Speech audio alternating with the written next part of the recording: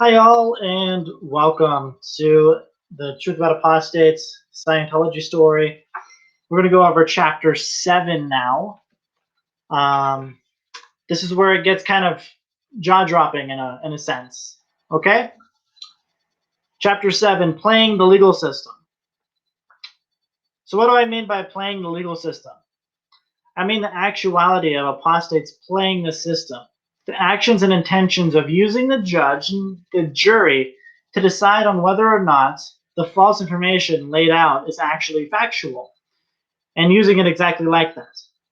Basically, manipulating the outcome to fan the flames of controversy for the purpose of profit.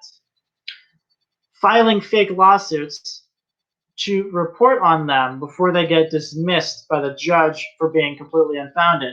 Meaning, it doesn't matter if they win the court case. I mean, it doesn't even matter. It doesn't matter if the court case is real or not. That's what I'm trying to say. Doesn't matter, right? It doesn't matter if it's going to be dismissed or if the information is there is real. It just matters to them if they just get publicity from it. That's it. That's all it is. So let me share a simple example. A man named Mike Rinder stated in federal court with regards to Scientology in 1994. This is what he stated. I know David Miscavige personally. As such, I know him to be completely honest and sincerely dedicated to helping people. End of quote. So that above statement was made under penalty of perjury in the United States of America. Perjury means if you lie to the court, you will go to prison. Basically. If that's true, and it was stated as truth in federal court, why is Mike Rinder permitted to share the opposite on national television, social media, and with other publications? Well, he does it all the time, and he pays his rent by continuing the effort. So, if you're really thinking, let me go ahead and adjust this camera. I know it's kind of interesting. So there it is. So if we look at that for a second, we see that it is very, very illegal what Mike Rinder's doing. Okay, we see what's illegal, what apostates are doing in general, right? We just know it's illegal, basically because they're countering their written statements, their affidavit, okay, in the court of law, which is really interesting, right? Here's another thing. Another statement made by Rinder in 1994 to the court was, I know from my observation that David Miscavige, works 16 hours a day, 7 days a week, without respite for only one reason: his sincere dedication to bettering the lives of others. Let me go ahead and repeat that because I messed up in the middle. I know from my own observation that David Miscavige, works 16 hours a day, 7 days a week, without respite for only one reason: his sincere dedication to bettering the lives of others. He and his wife live in a single motel-style room. He eats with the rest of the staff in the communal dining room. He drives his own car and carries his own bags. He regularly partakes in general group activities.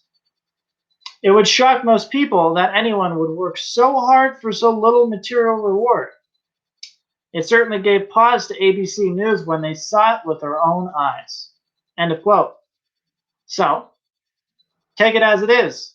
That's made under penalty of perjury in the United States of America. There it is. It's truth. He always counters it now. He's countering it. So does the apostates. They just always like to do that. That's what they get paid to do, right?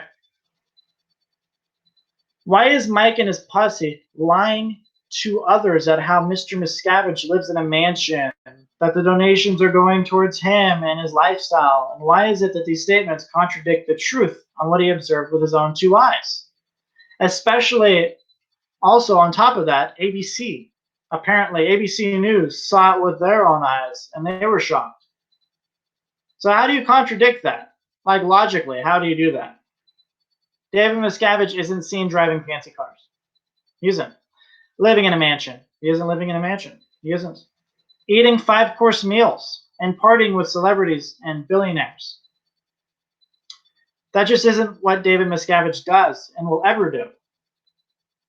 Being the leader of the Scientology religion is not an easy job, and especially due to the fact that there are many attacks, both verbal and physical, from those hearing the nonsensical claims from the posse that Mike is running.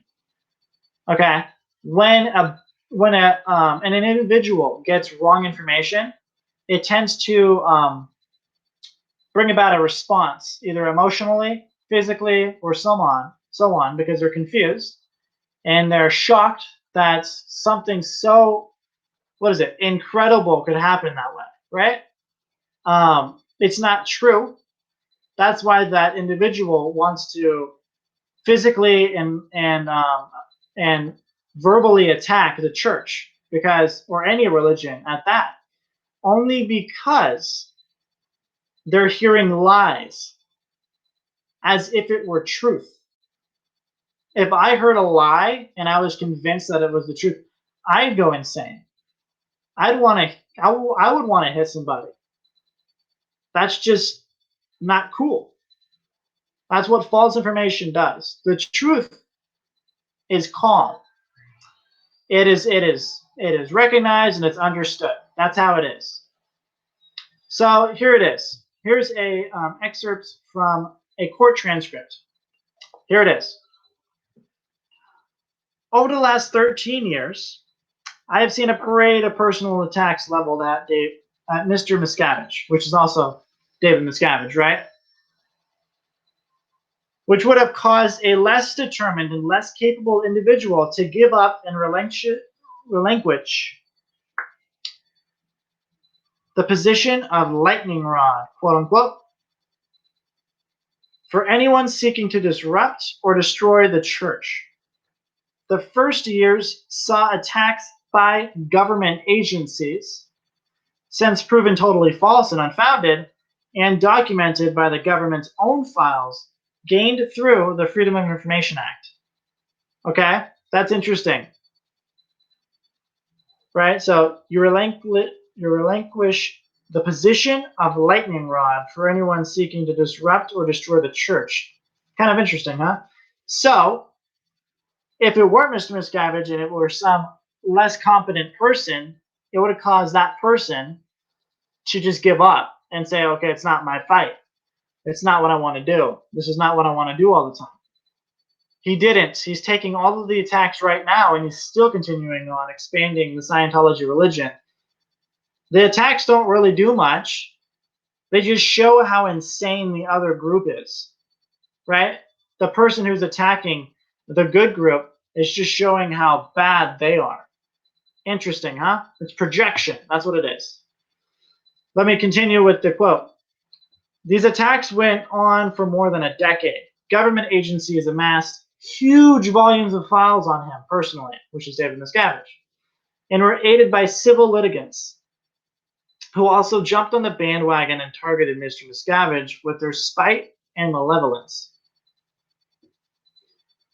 And in the face of this, when it would have been so easy to give up and walk away, never to be vilified or attacked again, I've seen him persist, because what he was doing in Scientology is important and invaluable to all those who are helped by L. Ron Hubbard's technology.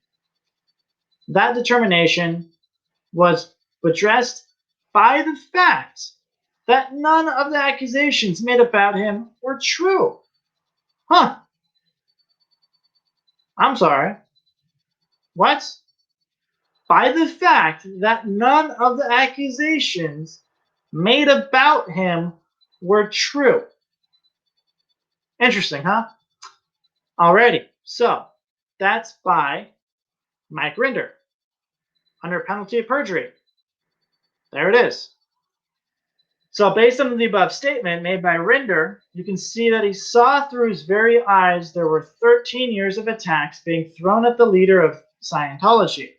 This is not to be argued, and it is not to go unnoticed. He stated it, and he did it under oath. Scientology's leader has seen attacks by government agencies as well as other entities in his many years of being in this position. He has basically seen it all, and he is respected and not faltered through any of these attacks on him or the religion. Right? So he has not faltered one bit. His results are seen through the countless number of people helped by the religion's principles, the religion's supported campaigns, and the religion's community outreach through their members' actions. It's not shown by criminals that were expelled from the church. That's not a good representation, right? Those are just people that weren't here for the right reasons, and they're gone now. So they're gone. They don't represent the church. Whatever they say is exactly what Rinder just said. The fact that none of the accusations made about him were true. There it is. It's done.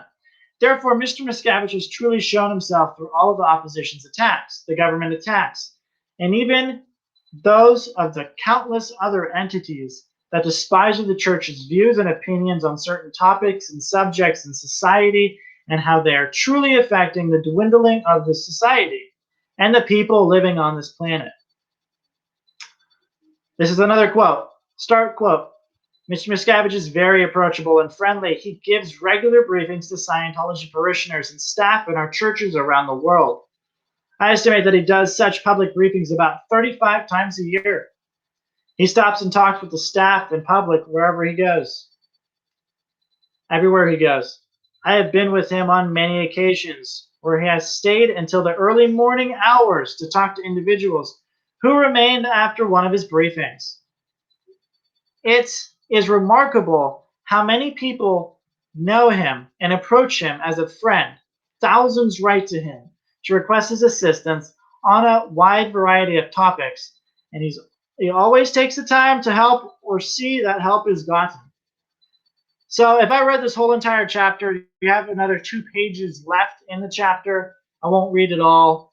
I'm already at 12 minutes basically. I don't want to burn up too much time in this video, but I do want to say definitely get the copy.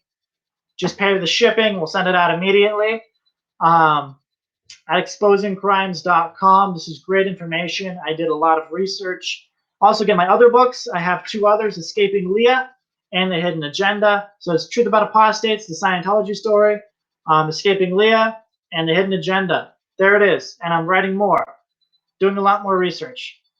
Thanks so much, guys, for watching. I'll see you in Chapter 8.